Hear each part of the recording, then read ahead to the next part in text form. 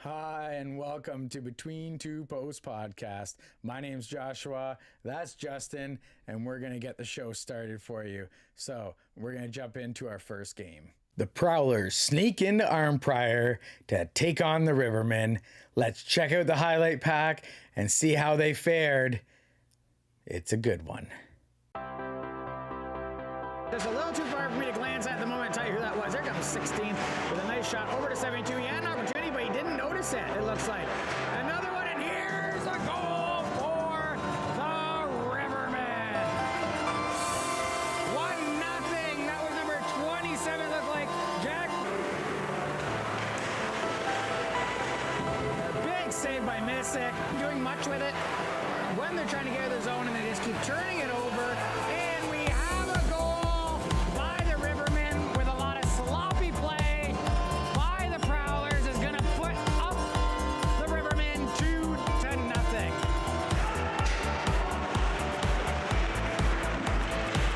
High save up in the shoulder there for Missick. Lots of whistles going off as there's a lot of bodies in the net area. One Riverman is down. Nice opportunity in front for 91, but amazing save there by the Cornwall player, and a little bit of dirty play out of the Cornwall players in front of their net.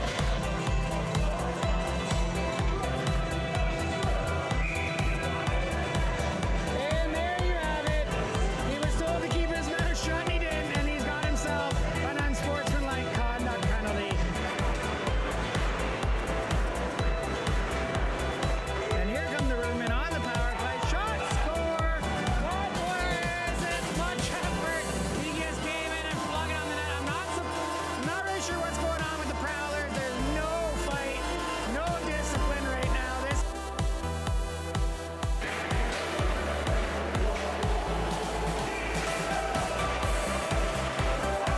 And there's a goal for the Prowlers. Finally, they get one in and make it 3-2-1. Able to get that a couple cracks of the stick, but number 10 still makes it through.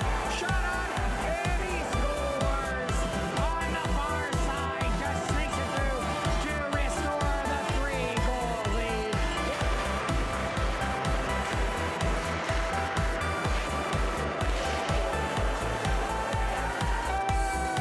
Another great opportunity turns into a goal for the Rivermen. Again on this power play for the Rivermen. This is not where the Rivermen want to be, and a fallen goalie. I think he made the save, but it could have had a body in front.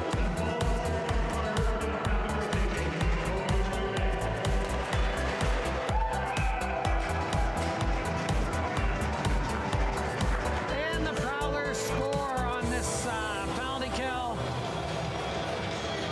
Assist to the guys in stripes.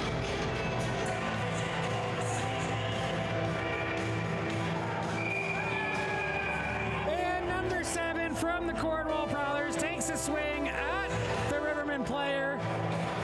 He's talking to the officials.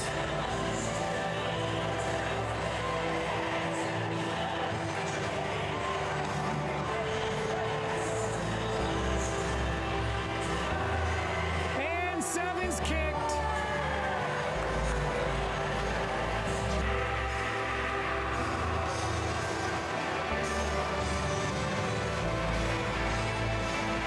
There seems to be a lot of explanation. And again, another grabbing of the helmet. Let's see what happens here.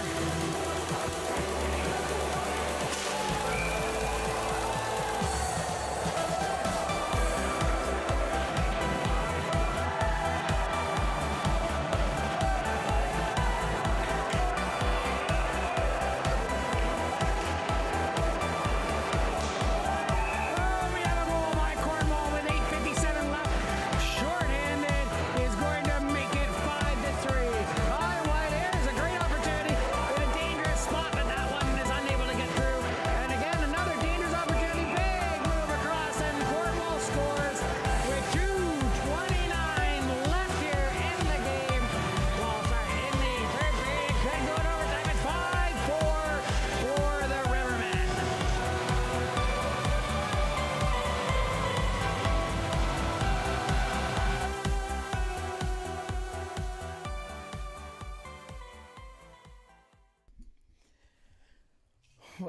can I say about that game? The Prowlers were a little bit undisciplined and a little bit chatty with the refs.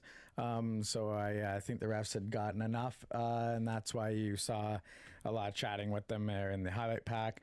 Other than that, they did a great job bringing that game back from 5-4. Really, the Rivermen are showing a great 40 minutes of play. The last 20, they're kind of losing some games. This one was getting close. But they did win it, which was great. Other than that, like I said, just if Cornwall was a little bit more disciplined, a little less chatty, I think with the refs, they might have had a better chance of winning this one because they were quite close, as you saw there. I want to tip my cap here to the officials for not taking any type of abusive behavior there. As soon as anything kind of gets out of hand, toss any kind of players that, disrespect you in any kind of way, toss those players, safety first, obviously. So tip my cap to you guys, the officials. Also, I want to mention, as you're saying, 40 minutes of play for the Rivermen. There's a saying in hockey, you can't win a period in one single period of hockey, but you can lose a game by one period of hockey. So full 60 minutes is always important. So that they were very fortunate enough to get the W in that game. Yeah, definitely. The refs kept a good job on the physicality side of things. Could have had a little bit earlier start, I think, on giving the penalties for the too much chatting. I think that's what maybe got a little bit out of hand there for them. But other than that, yeah, great game. Not really anything too crazy rough stuff. You saw a little bit of scrums here and there, but the big thing, that big save as well, by the Cornwall goalie there with his glove stretched Beautiful out. Glove. The one save there by Missick, where he was, we believe, from the highlight packs, from what we looked at, it went off his bottom, and and that was a wicked bottom save there, Missick. So way to use your tush. Yeah, so that's pretty much all I have for that game. So we're gonna jump on into the next game. Justin's got the call for you. This past Saturday, there was a rivalry matchup between the Frontenac Phantoms and the visiting Gananoque Islanders in a very close matchup. Here's the highlight package, and we'll be right back to discuss it.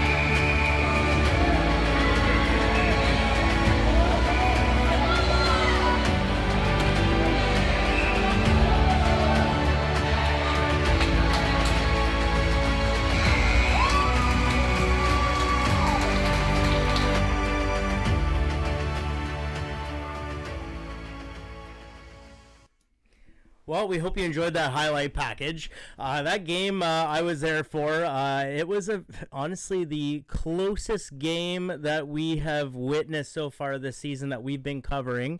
That 2-1 victory by Gananoque over the Frontenac Phantoms. Frontenac takes a lead late in the first period and carry most of the lead for most of that game. And, we were wondering, this is not the same team that we saw in the earlier matchup where that was a 10-1 blowout in favor of Gananoque. So I know the Phantoms weren't necessarily, they were a little disappointed with the result, but overall they should be satisfied with the type of play that they played. They kept Gananoque to the outside for a big chunk of the game, limiting the scoring opportunities. And the 2 goals that Gananoque did manage to score, it was in close off rebound and off of a shot in the slot for the game-winning goal. Overall, both goalies, Nabs and Clement, played fantastic in their game. They didn't really give much of the shooters of anything to shoot at, so they were fantastic in that game.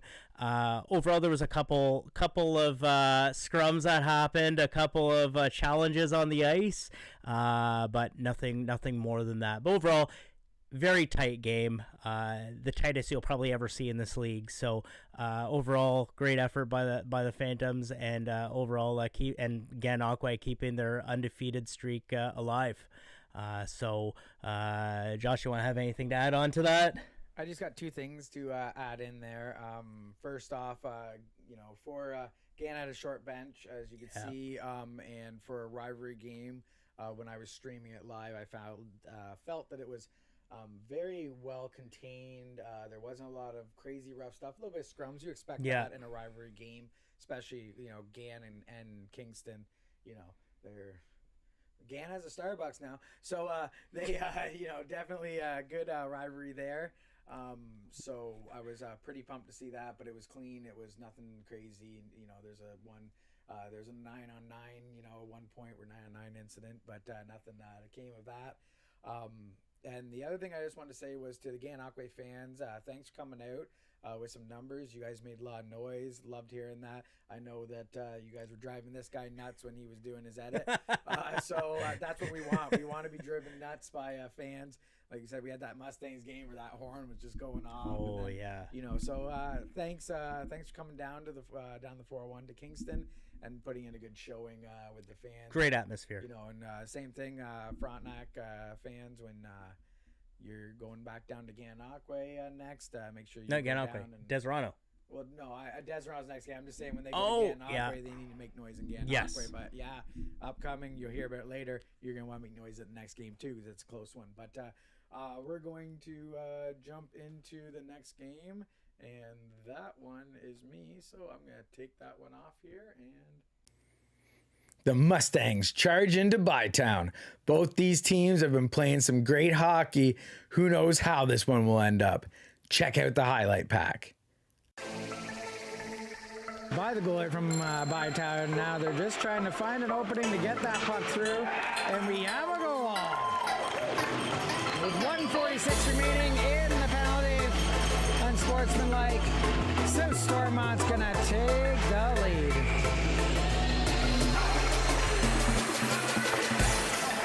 And a goal for Bytown.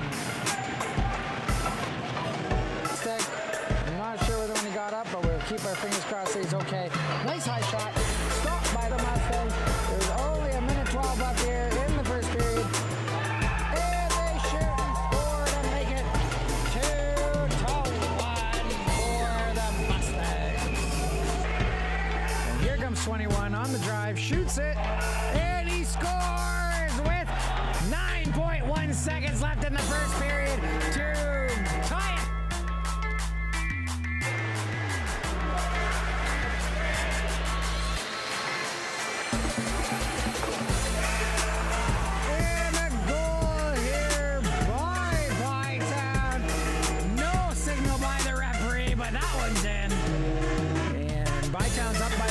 Over Maxville. This is a close game. And Bytown's able to bat in a puck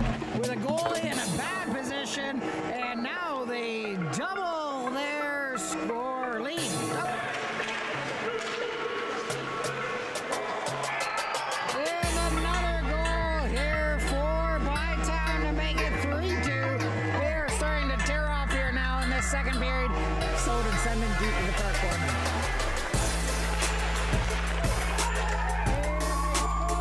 Make it 5-3. Up here, and they're trying to make a comeback. Hopefully they can get the win and remove it here from we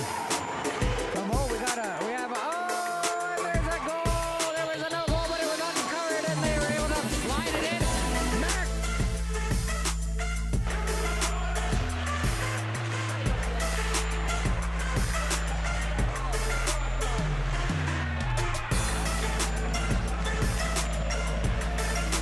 And we have a goal here for the Bytown Royals.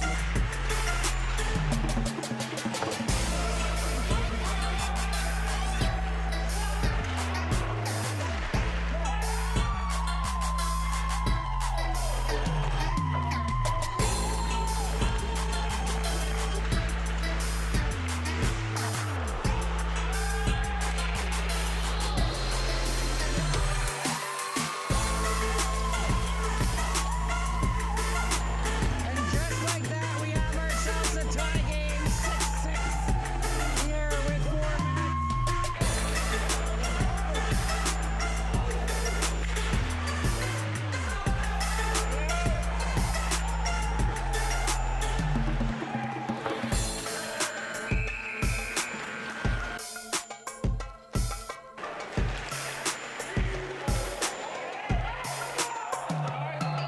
Comes the Mustangs. And there's a call. Some jousting behind the net, but nobody wants to drop their mitts.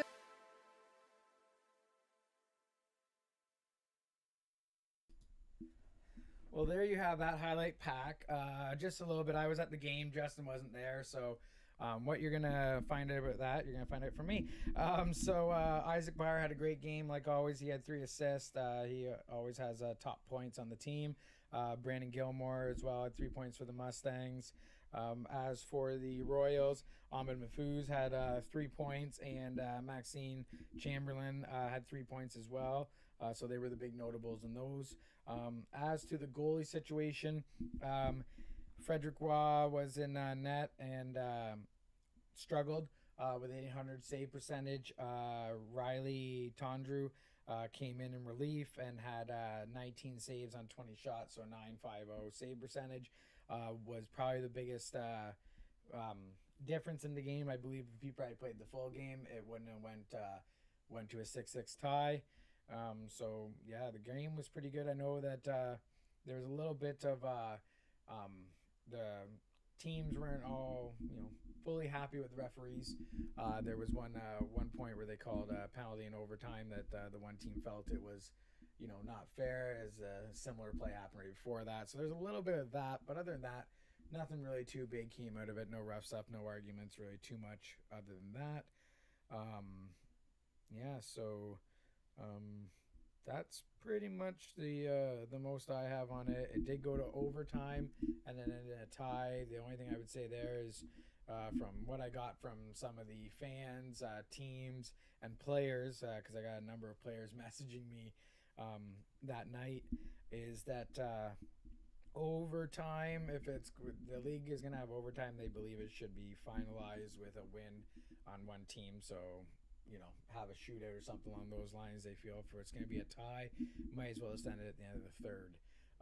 So that's one thing. That was like I said, it's not saying it's what the right decision is. I'm just saying that's what the feeling of the fans and some of the players were that reached out to me. So other than that, pretty much high scoring game, good game. Check it out on the network because there was a lot of nice goals, and it's always a great game there in Bytown. Love that arena. And sooner or later, you guys are going to turn on the thing, and I'm just going to be jamming meetings in my... That sounded horrible. But shoving meat in my mouth.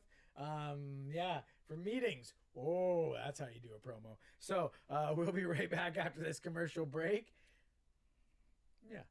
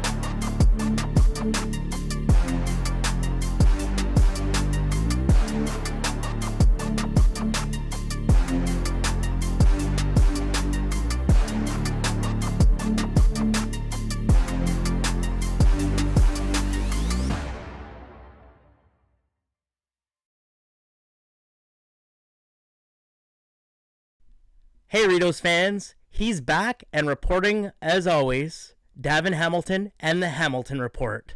Roll the clip.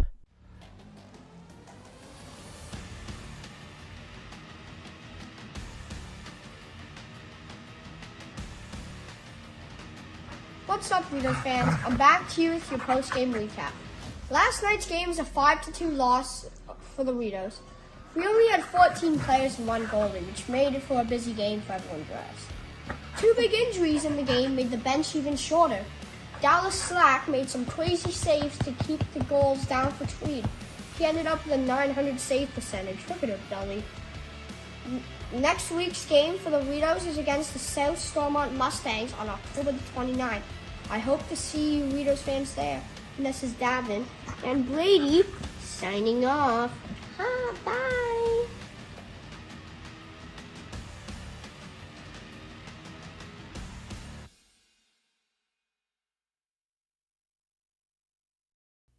Deserano hosted Glengarry on Saturday, and this game, it was a close one. And I can let you know it was finalized with 2 minutes and 55 seconds left to go, where Deserano's Johnny Hill scored the game-winning goal. A little bit to go off of here. First star was Ryan Drosy from Deserano, 2 goals, 1 assist for 3 points. Second star was Tyler Wataganwa, 4 assists for 4 points from Glengarry. And Luigi Martone, hear that name all the time, 1 goal, 1 assist for 2 points. Now, we did get a fan-submitted video, so we're going to let you see what happened at the game, or at least what the fans wanted you to see in this fan-submitted video. Be right back.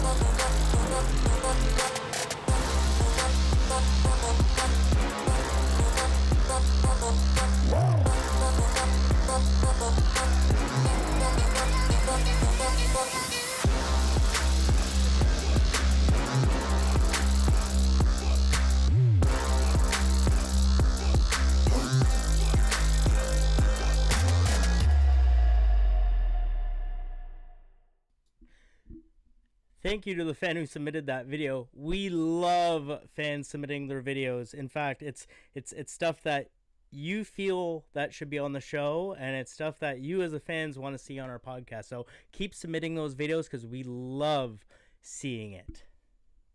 But no streaking videos. Next up, we had the North Dundas Rocket travel down to South Grenville to take on the Rangers. This game had more of a lopsided result as the North Dundas Rockets came away with a 10-4 victory. Shots were 46-37 in favor of the Rockets. The Rockets seem to have had control of this game from the get-go, scoring only 32 seconds into the game. And they went away with after the first period with a 2-1 lead. Then coming into the second period, there was a lot of goals in the second period. So basically after the second period was 8-3 for the Rockets, and then in the third, of course, it was ended 10-4. Notables here, the 3 stars of the game. The first star, Alex Goodbranson.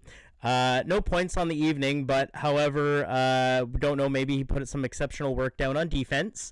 Second star, Ryan Lowe, 4 goals, 1 assist for 5 points. And the third star, Zachary Lefebvre with 1 goal and no assists. So the Rocket are on a roll right now as they have picked up their 5th straight victory on the season. My name's Brady Leavold, and I've been to hell and back. This is the road to recovery. I'm grateful, oh yeah, able, oh yeah, I'm stable, oh yeah, no label, oh yeah, you know me. What is going on, everybody? Welcome. Hockey to Hell and Back. That I survived, it was like something like crazy happened. But the coach thought I had such a good camp. The AHL coach thought I had such a good camp as a 19-year-old or 18 turning 19-year-old at that camp. He's like, I want to bring Chris in at the end of this season. And then that could have been the worst thing for me because now I'm back at home, right? As proud of you as your dad, as everybody else. How we got there, it's how we get out. Yeah, it's been a while, takes way more shit to surprise me now. When it was going down, couldn't stand your voice without blacking out. And that's what we do. Every day, same badge, we're trying to prove you'd feel. And we're back. That was the last commercial of the podcast here. Next up, Josh and I traveled down to Mascouche, Quebec for a little special treat here. So we're going to get right to it and show you the clip.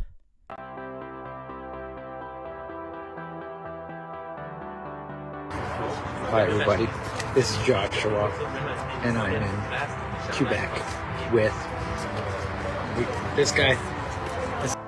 We pull up to this place, and it is like in the middle of a construction zone. There's like gates down here blocking us from coming in. Like a lot of these buildings don't have sidings and that stuff on it. And all I do is I just look at Justin. I'm like, are you getting us robbed in this signing? Are we gonna meet a guy who looks kind of like Brendan Gallagher, but maybe, you know, not him wearing a knockoff jersey? So we're definitely glad that we showed up and there were people here, because I was a little scared. What are we doing here, buddy? Meeting Brendan Gallagher. Let me see if I can do a spin here. So there's a lineup of people here. All gonna get. What do you have here? Got my artwork. Got my drawings of Galley that I drew up.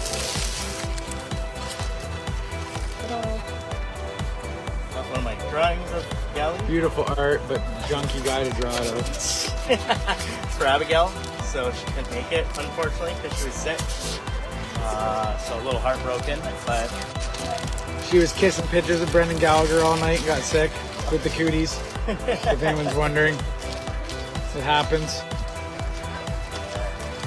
We got like, he's brought everything he had in his house for Brendan Gallagher to look at. He's like, this is my favorite picture. hey, This is my favorite puck.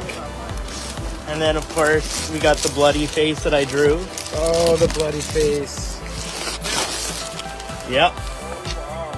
He does a little digital art. He's gonna get it signed up. Yep. That.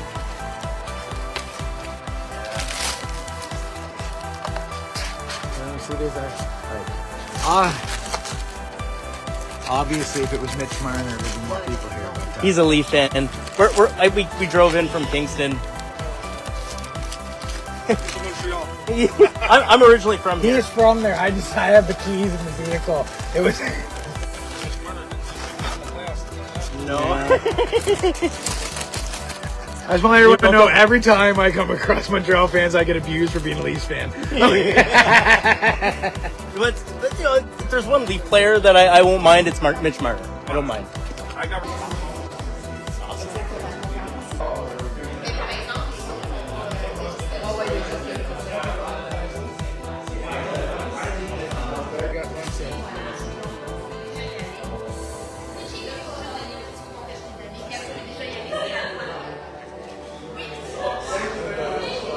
Best goalie in the world.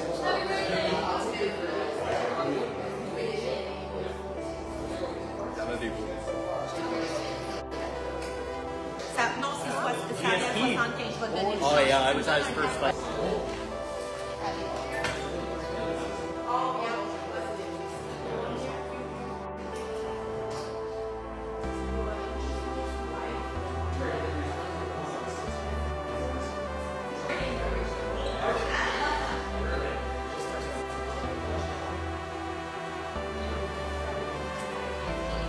You can't see me.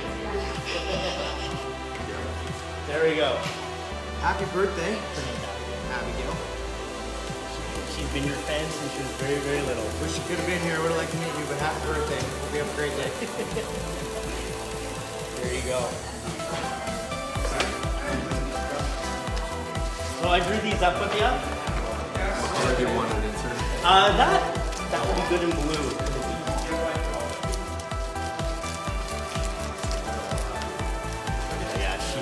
she was really devastated when she went to see you and wanted to see you, and we've been trying to get this going for a while. Well,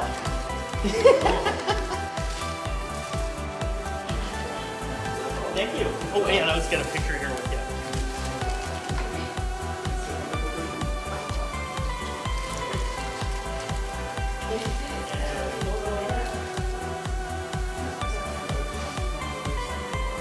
Thank you.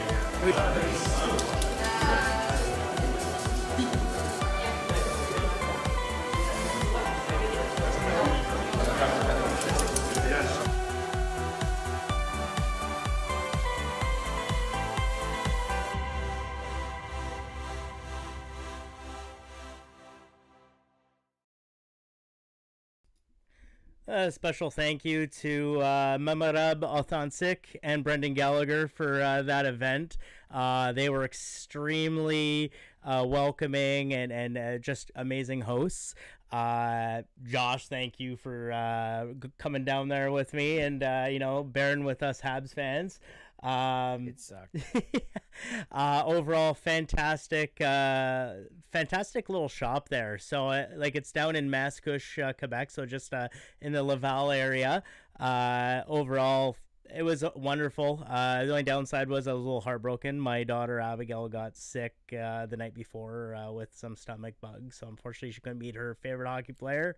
She was kissing pictures of Brendan Gallagher and got cooties. I already said it on the video. So it was fantastic. I look forward to hanging up my Gallagher jersey with one of those prime time displays. Check out their Instagram page. They got these really fantastic jersey displays made of acrylic. So I look forward to hanging that up in the B2SN man cave. We'll have videos on those here in the future too. I'm gonna be ordering one of those very soon. Overall, again, fantastic venue. Again, if you're looking for collectibles, check out Mamarab Authentic. They're going to be featuring Caden Gooley in the next couple of weeks of the Montreal Canadiens. Rookie defenseman, played for Team Canada at the World Juniors. He's compared his style to kind of similar to Shea Weber's. And they also have Joshua Roy going for a signing very soon, coming up very soon. So he's in the Laval system. He's supposed to be a very well touted prospect. So if you're a Habs fan, check them out. Perfect. That's all you got to say to these poor people here having to listen to this Brendan Gallagher listen, talk. they also did an Austin Matthews private signing a couple weeks ago. I noticed that you didn't get us to do that one. All right, so we're going to kick off to the next part. It's time for everyone's favorite segment. That's right, highlights of the week. Check them out.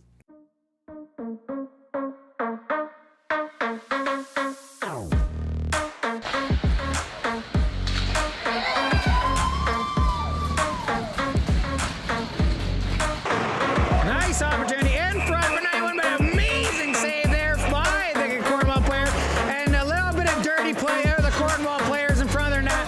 And send them deep to the far corner.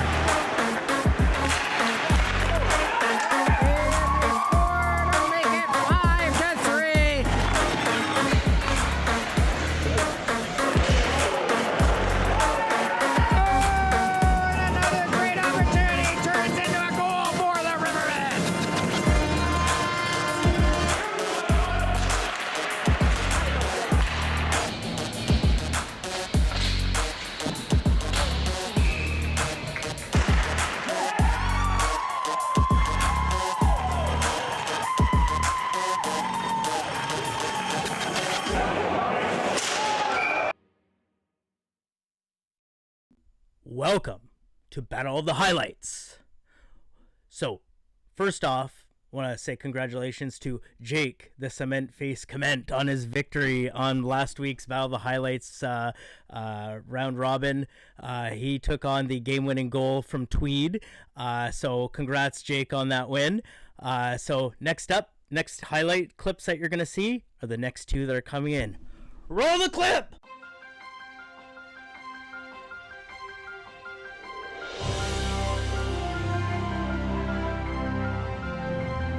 Moyes behind the Islanders net, and he pulls off the Michigan!